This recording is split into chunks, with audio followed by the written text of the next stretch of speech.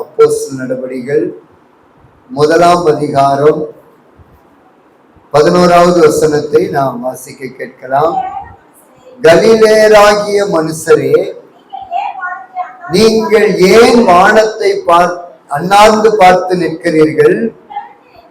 உங்களிடத்தினின்று வானத்திற்கு எடுத்துக் கொள்ளப்பட்ட இந்த இயேசுவானவர் எப்படி உங்கள் கண்களுக்கு முன்பாக வானத்திற்கு எழுந்தருளி போனாரோ அப்படியே மறுபடியும் வருவார் என்றார்கள். ஆண்டவராகிய இயேசு கிறிஸ்து மரித்து அடக்கம் பண்ணப்பட்டு 3வது நாள் உயிரோடு எழுந்து பிற்பாடு 40 நாளளவும் 500க்கும் மேற்பட்டவர்களுக்கு நான் உயிரோடு கூட இருக்கிறேன் என்கிற அந்த காட்சியை எல்லாருக்கும் காண்பித்த பிற்பாடு அவர் பரமேறுகிறார். இயேசு கிறிஸ்து பரமேறுகிற பொழுது வானத்திலே வெள்ளை உடை உடுத்திய 2 தேவதூதர்கள் இந்த வார்த்தையை சொல்லுகிறார்கள். இயேசு கிறிஸ்து பரமேறுகிற பொழுது இந்த பூமியிலிருந்து அப்படியே மறுரூபமாகி வானத்திற்கு எடுத்துக் கொள்ளப்படுகிற பொழுது ஏராளமான மக்கள் நின்று பார்த்து கொண்டிருக்கிறார்கள். அப்பொழுது வானத்திலிருந்து தேவதூதர்கள் இந்த வார்த்தையை சொல்லுகிறார்கள், கலிலேயராகிய மனுஷரே, நீங்கள் ஏன் வானத்தை அண்ணாந்து பார்த்து நிற்கிறீர்கள்? நீங்க ஏன் வானத்தை அண்ணாந்து பார்த்து நிற்கிறீங்க? உங்களிடத்திலிருந்து எடுத்துக் கொள்ளப்பட்ட இந்த இயேசுவானவர், உங்களிடத்திலிருந்து வானத்திற்கு எடுத்துக் கொள்ளப்பட்ட இந்த இயேசுவானவர் எப்படி உங்கள் கண்களுக்கு முன்பாக வானத்திற்கு எழுந்தருளி போனாரோ அப்படியே மறுபடியும் வருவார். இந்த பூமியில் இருந்து ஆண்டவராகிய இயேசு கிறிஸ்து எப்படி எழுந்தருளி போனாரோ அப்படியே மறுபடியும் வரப்போகிறார். 2000 வருடங்களுக்கு முன்பாக நடந்த காரியம் இது. 2000 வருடங்களுக்கு முன்பாக அநேக மக்களுக்கு முன்பாக இயேசு கிறிஸ்து அப்படியே வானத்திற்கு எடுத்துக் கொள்ளப்படுகிறார். அந்த காட்சிகளை அவருடைய சீசர்கள் எல்லாரும் பார்த்து கொண்டு நிற்கிறார்கள். அப்பொழுதுதான் அந்த வார்த்தை சொல்லப்படுகிறது, நீங்க ஏன் வானத்தை அண்ணாந்து பார்த்து நிற்கிறீங்க? உங்களிடத்திலிருந்து எடுத்துக் கொள்ளப்பட்ட இந்த இயேசுவானவர் மறுபடியும் வரப்போகிறார். இதை குறித்து அப்போஸ்தலனாகிய பவுல் தெசலோனிக்கே சபைக்கு எழுதுகிற பொழுது அவர் இந்த காரியத்தை எழுதுகிறார். 1 தெசலோனிக்கேயர் 4 அதிகாரம் 16வது வசனத்தை வாசிக்கிற பொழுது, ஏனெனில் கர்த்தர் தாமே ஆரவாரத்தோடும் பிரதான தூதனுடைய சத்தத்தோடும் தேவ எக்காலத்தோடும் வானத்திலிருந்து இறங்கி வருவார். அப்பொழுது கிறிஸ்துவுக்குள் மரித்தவர்கள் முதலாவது எழுந்திருப்பார்கள். பின்பு உயிரோடு இருக்கும் நாமும் கர்த்தருக்கு எதிர்கொண்டு போக மேகங்கள் மேல் அவர்களோட கூட ஆகாயத்திற்கு எடுத்துக் கொள்ளப்பட்டு இவ்விதமா எப்பொழுதும் கர்த்தருடனே கூட இருப்போம். இந்த பூமியிலிருந்து எடுத்துக் கொள்ளப்பட்ட அந்த இயேசுவானவர் மறுபடியும் வரப்போகிறார். பிரதான தூதனுடைய சத்தத்தோடும் ஆரவார சத்தத்தோடும் தேவ எக்காலத்தோடும் வானத்தில் இருந்து இறங்கி வருவார். இயேசு கிறிஸ்து சீக்கிரத்துல வானத்தில் இருந்து இறங்கி வரப்போகிறார். இயேசு கிறிஸ்து சீக்கிரத்துல இறங்கி வரப்போகிறார். எப்படி எழுந்தருளி போனாரோ, இந்த பூமியிலிருந்து எப்படி போனாரோ அப்படியே அவர் வரப்போகிறார். அவர் வரும்போது அவர் நமக்கு என்ன கொண்டு வருவார் என்றால், வெளிப்படுத்தின விசேஷம் 22 அதிகாரம் 12வது வசனத்தை வாசிக்கிற பொழுது, இதோ சீக்கிரமாய் வருகிறேன், அவன் அவனுடைய கிரியைகளின்படி அவன் அவனுக்கு நான் அளிக்கும் பலன் என்னோட கூட வருகிறது. இயேசு கிறிஸ்து வானத்திலிருந்து இறங்கி வருகிற பொழுது நமக்கு ஒரு பலனோடு கூட ஆண்டவர் வரப்போகிறார். இந்த பூமியில வாழ்கிற நாட்களில நாம என்னென்ன செஞ்சோமோ அதற்கு ஏற்ற பலனை கொடுப்பதற்காக ஆண்டவராகிய இயேசு கிறிஸ்து சீக்கிரத்துல வரப்போகிறார். சீக்கிரத்துல வரப்போகிறார். அவருடைய வருகை மிக மிக சமீபமாய் இருக்கிறது.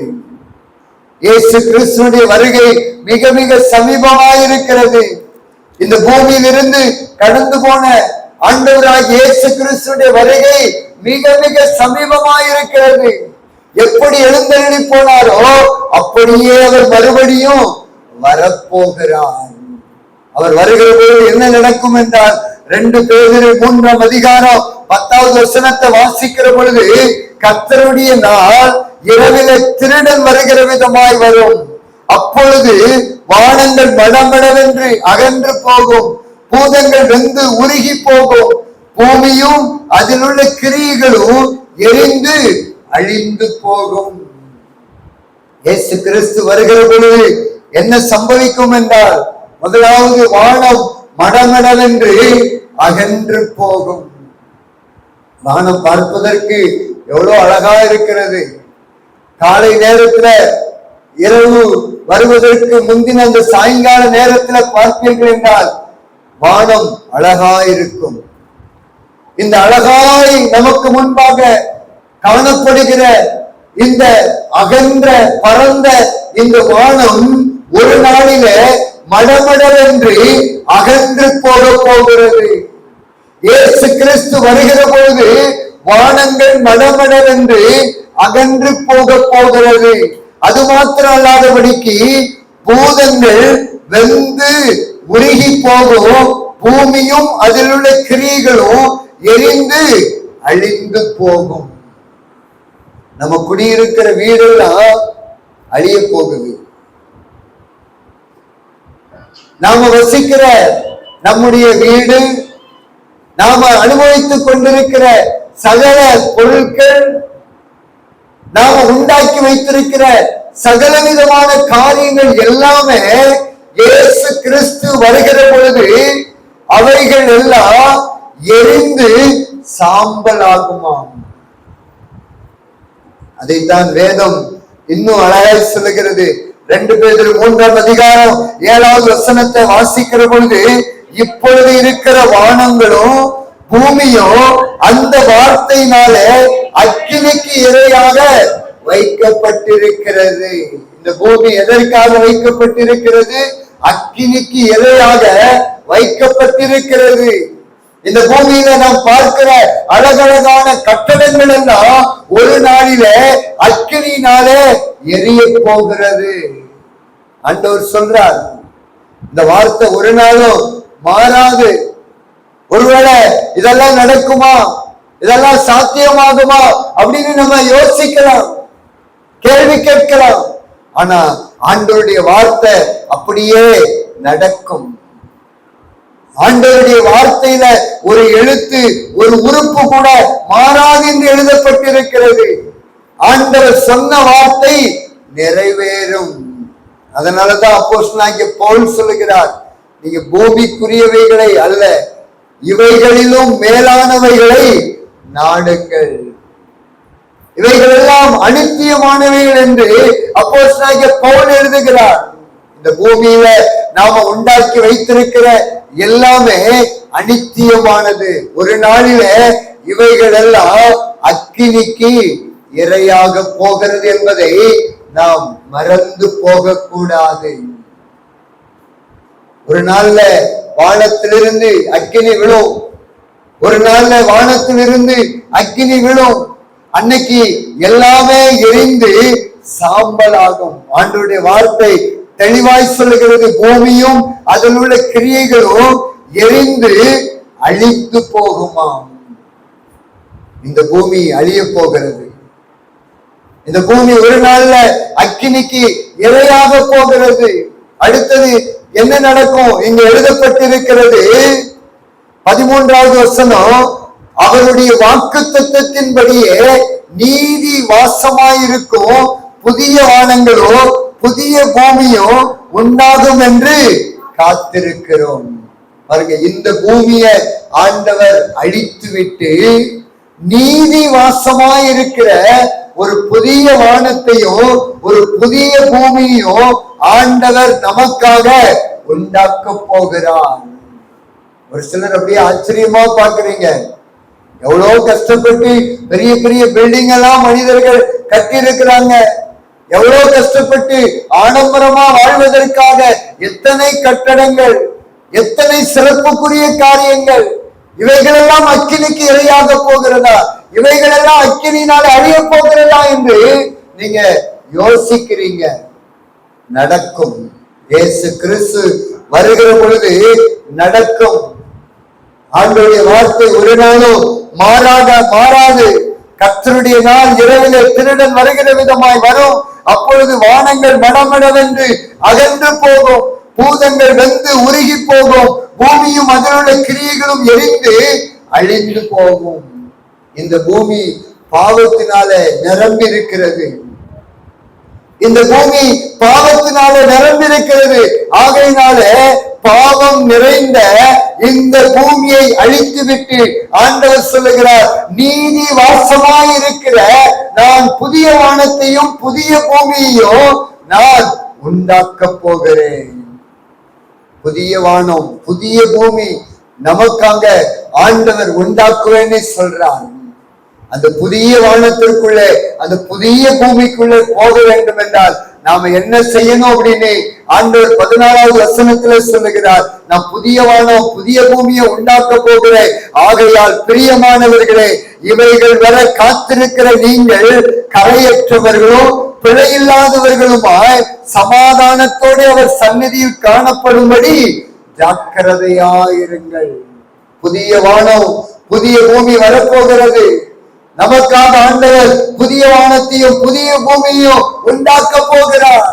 இந்த புதிய வானத்திற்குள்ள புதிய பூமிக்குள்ள நாம வாழ வேண்டும் என்றால் இந்த உலகத்தில வாழ்கிற நாட்களில நமக்கு ஆண்டவர் சொல்லுகிறார், நீங்கள் கரையற்றவர்களும் பிழையில்லாதவர்களுமாய் சமாதானத்தோடு அவர் சந்நிதியில் காணப்படும்படி ஜாக்கிரதையாயிருக்க வேண்டுமாம்.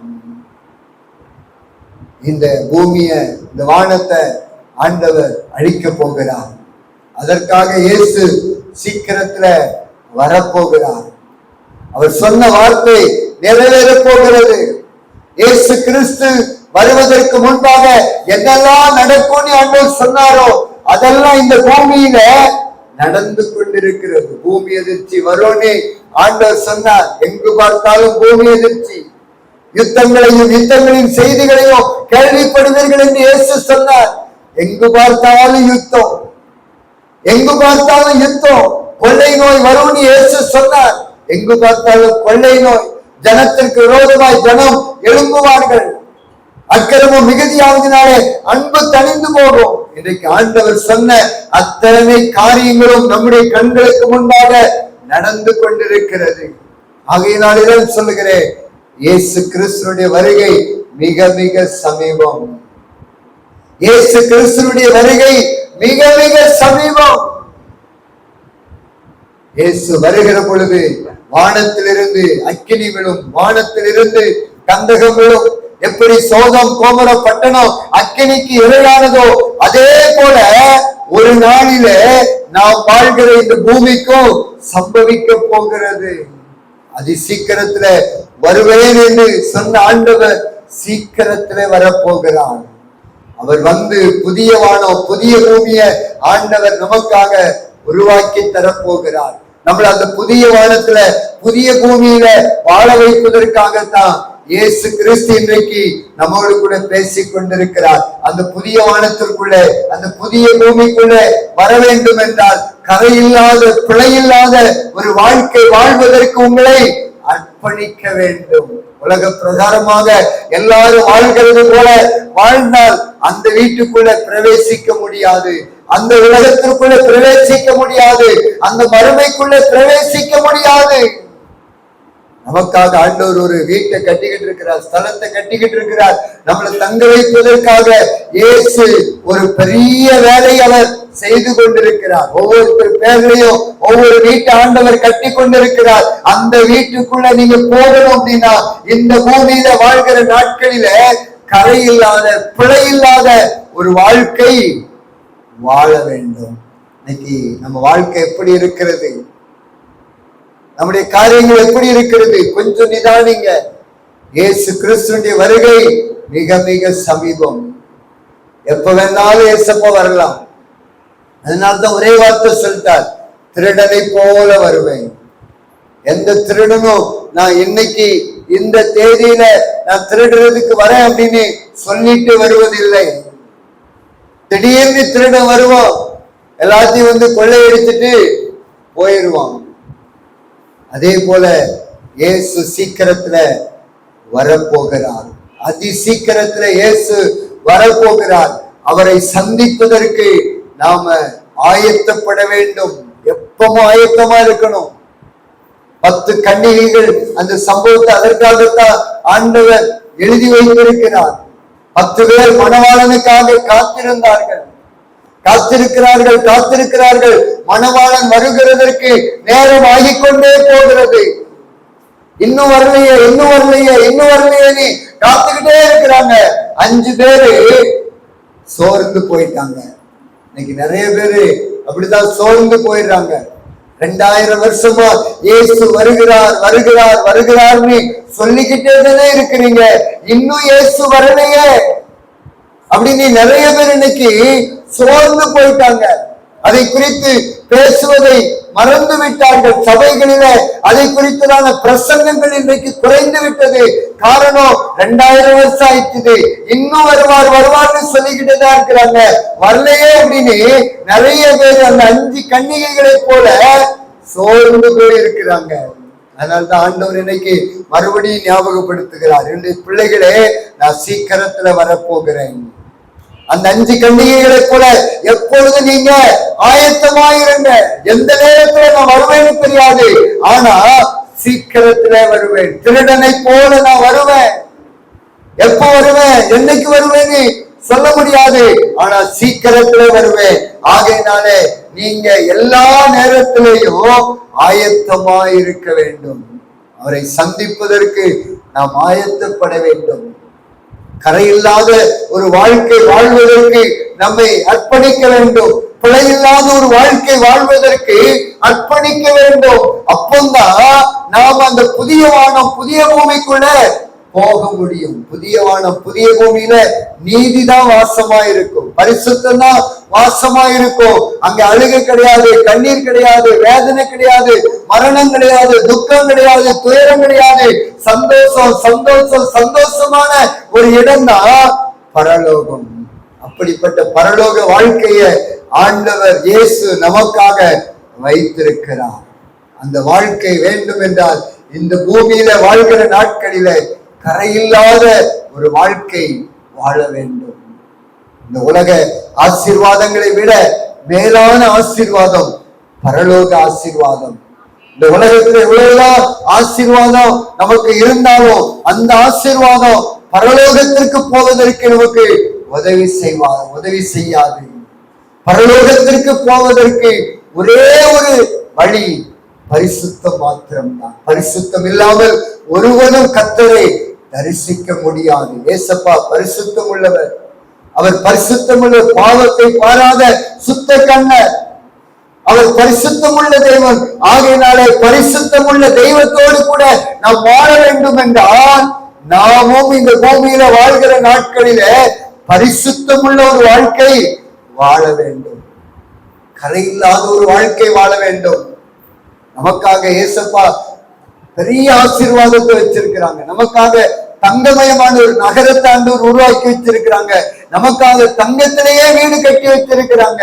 அந்த ஆசீர்வாதத்தை இழந்து போயிடக்கூடாது. நித்தியமாய் கடவுளோடு கூட எப்பொழுது அவரை ஆராதித்து மகிழ்ச்சியாய் இருக்கிற ஒரு வாழ்க்கை நமக்கு ஆயத்தமாயிருக்கிறது. அந்த வாழ்க்கைக்குள்ளே நம்ம போகணும் அப்படின்னா, அந்த வாழ்க்கையை நம்ம சுதந்திரிக்கணும் அப்படின்னா, இந்த பூமியில வாழ்கிற நாட்களில கரையில்லாத ஒரு வாழ்க்கை வாழணும், பிழையில்லாத ஒரு வாழ்க்கை வாழணும், பரிசுத்தமான ஒரு வாழ்க்கை வாழ வேண்டும். நம்ம இஷ்டப்படி வாழ்ந்தோம் அப்படின்னா நரகத்துக்கு தான் போகணும்.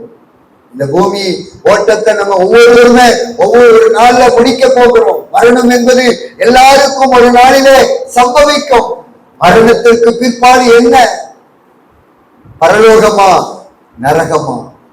கரையில்லாத வாழ்க்கை வாழ்வோம் என்றால், பிழையில்லாத வாழ்க்கை வாழ்வோம் என்றால் பரலோக வாழ்க்கை, தங்கமயமான வாழ்க்கை, நீதி வாசமாயிருக்கிற புதிய வானம் புதிய பூமி, அதை கொண்டு வாழ்கிற வாழ்க்கை.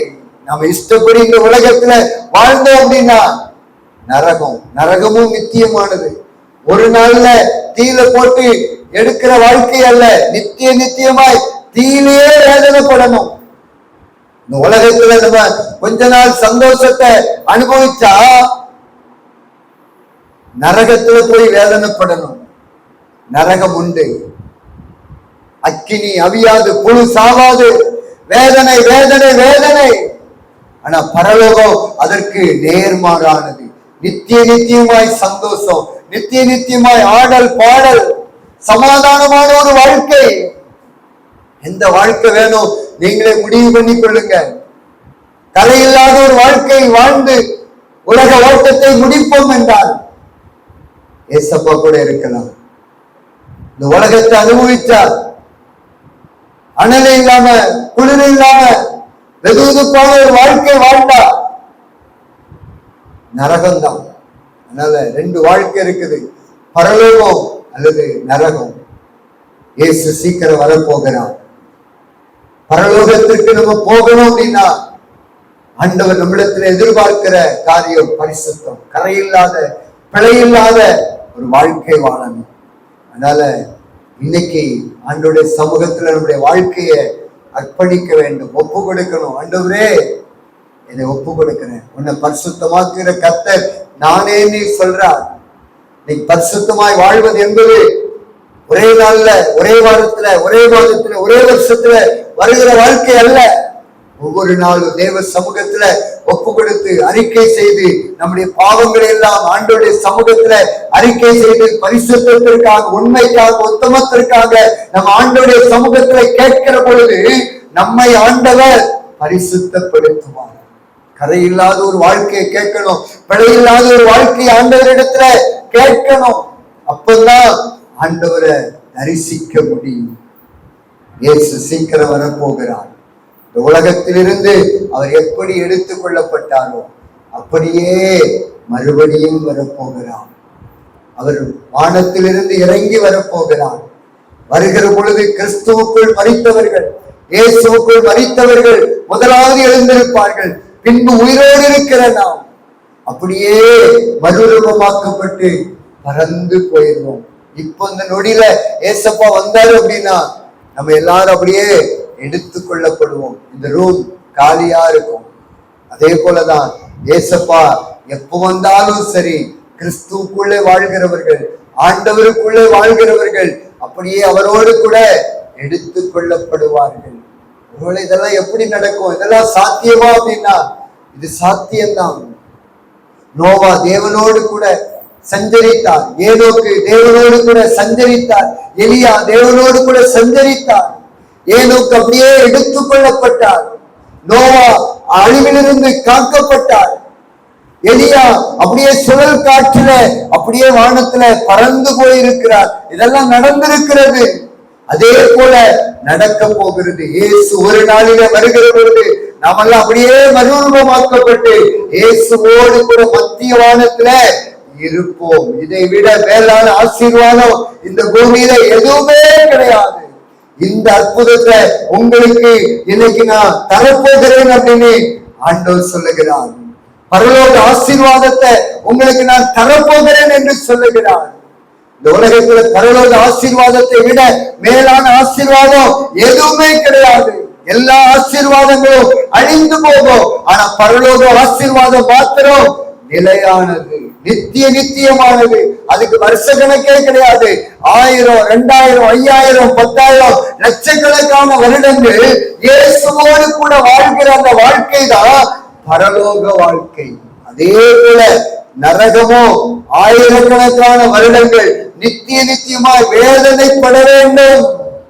இந்த நரகத்தை குறித்து இன்னைக்கு நிறைய பேர் யோசிப்பதில்லை. ஒரு முறை தீல போட்டு அப்படியே எடுத்துட்டு விட்டுருவாங்க அப்படின்னு நினைக்கிறாங்க. இல்ல, நரகமும் நித்தியமானது. பரலோகம் எப்படி நித்தியமானதோ அதே போல நரகமும் நித்தியமானது. இயேசுனுடைய வருகை மிக மிக சமீபம். எப்படி எழுந்தருளி போனாரோ அப்படியே மறுபடியும் வரப்போகிறார். அவர் வருகிற பொழுது நாம் அவரோடு கூட எடுத்துக் கொள்ளப்படுகிற பிள்ளைகளாக வாழ்வதற்கு நம்ம வாழ்க்கைய ஒப்பு கொடுக்கணும். கரையில்லாத ஒரு வாழ்க்கை, பிழையில்லாத ஒரு வாழ்க்கை வாழ்வதற்கு நம்மளை அர்ப்பணிக்கணும். இந்த பூமி எல்லாமே ஒரு நாள்ல அழிய போகிறது. அக்கினிக்கு இரையாக போகிறது. எல்லாமே அழிய போகிறது. புதிய வானம் புதிய பூமியை ஆண்டவர் உண்டாக்க போகிறார். அந்த புதிய வானம் புதிய பூமி அது தங்கமயமானது. தங்கத்திலேயே நமக்காக ஆண்டவர் வீட்டை கட்டி வச்சிருக்கிறார். அந்த வானம் அந்த பூமி அப்படியே பரலோகத்திலிருந்து இறங்கி வரப்போகிறது. அதற்குள்ளே நம்ம போவதற்கு ஒரே ஒரு தகுதி பரிசுத்தம் மாத்திரம்தான். வேற யாருடைய ரெக்கமெண்டோ நான் அவ்வளவு பெரிய ஆளு, இவ்வளவு பெரிய ஆளு, இவ்வளவு பணம் வச்சிருக்கிறேன், இவ்வளவு சொத்து வச்சிருக்கிறேன், அதெல்லாம் ஆண்டவருக்கு முன்பாக எடுபடாது. ஒரே ஒரு காரியம், பரிசுத்தமாய் வாழ்ந்தாயா, உண்மையாய் வாழ்ந்தாயா, கரையில்லாத ஒரு வாழ்க்கை வாழ்ந்தாயா, இதை மாத்திரம்தான் ஆண்டவர் அங்கே உள்ள அனுப்புவதற்கு தகுதியை பார்ப்பார். ஆகையினாலே அதற்குரிய தகுதி உள்ளவர்களாக வாழ்வதற்கு நம்மளை அர்ப்பணிக்கணும். நம்ம எல்லாரும் அப்படி நம்ம எழுந்து நிற்கலாமா? தேவ சமூகத்துல ஒப்பு கொடுக்கலாமா? கரையில்லாமலே குற்றமில்லாமலே கர்த்தருக்காய் வாழ்ந்து முன்னேறுவோம். கரையில்லாமலே குற்றமில்லாமலே கர்த்தருக்காய் வாழ்ந்து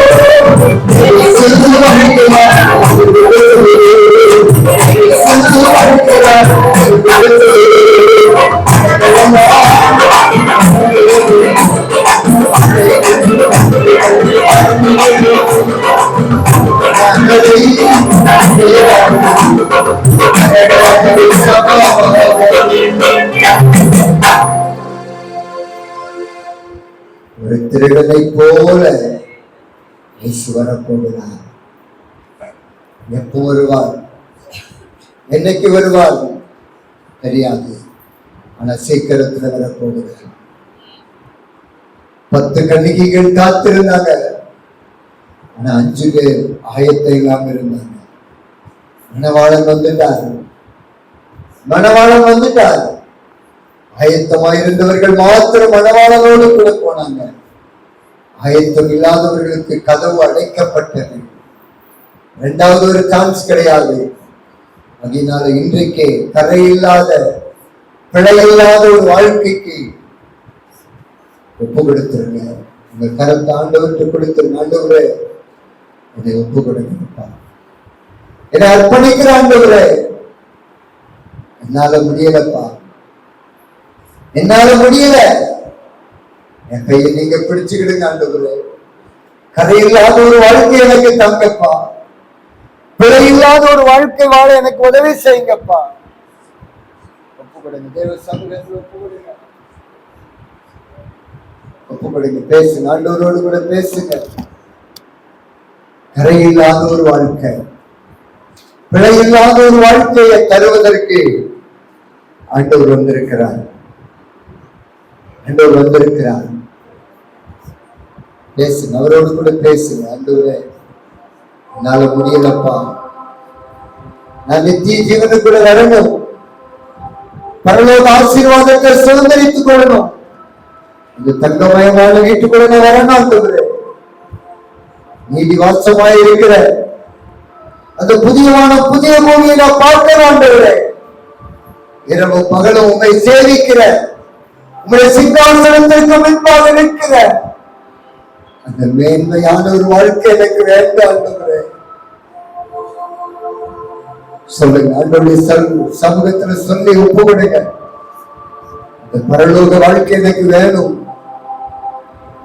பரலோகத்துல நான் நித்தியமாய் உங்க கூட வாழணும் ஆண்டவரே. அதற்கு என்ன அர்ப்பணிக்கிறப்பா. பேசுங்க. ஆண்டவரோடு கூட பேசுங்க. ஒப்பு கொடுங்க.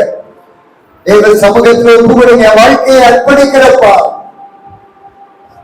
என்ன அர்ப்பணிக்கிறேன், என்ன ஒப்பு கொடுக்கிறப்பா. கரை இல்லாத பிழை இல்லாத ஒரு வாழ்க்கைக்கு நேராக என்ன நடத்துங்க தகப்பனே.